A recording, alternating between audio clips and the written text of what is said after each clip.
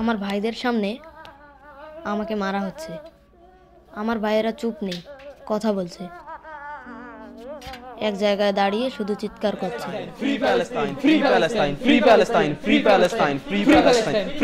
মাঝে মাঝে ওরা ভিডিও করে, ফেসবুকে লিখে, মাঝে মাঝে আন্দোলন করে, তারপর সেই ভিডিও ফেসবুকে ছাড়ে, আমাকে মারে।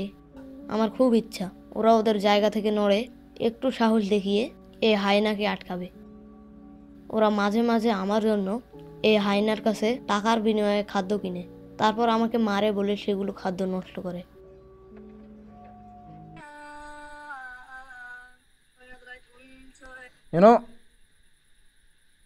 এটা সত্য কথা।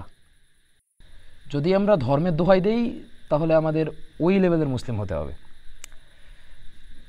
আর যদি মানুষত্বের দোহাই দেই তাহলে কে মুসলিম, কে হিন্দু, কে খ্রিস্টান, কে বৌদ্ধ, প্রশ্ন তখন একটাই,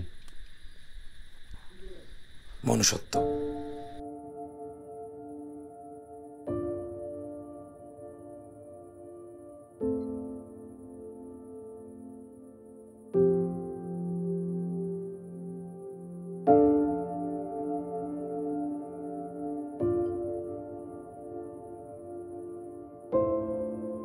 আমি অনেকবার মারা গেছি, 1000 বার। আমাকে ট্রেন্ড বানানো হয়েছে। মজার বিষয় হচ্ছে ইমাম মাহাদি আসবে ফিলিস্তিনে, ঈসা আলাইহিস সালাম আসবে ফিলিস্তিনে। বাকি আপনারা কীটপতঙ্গ না তো।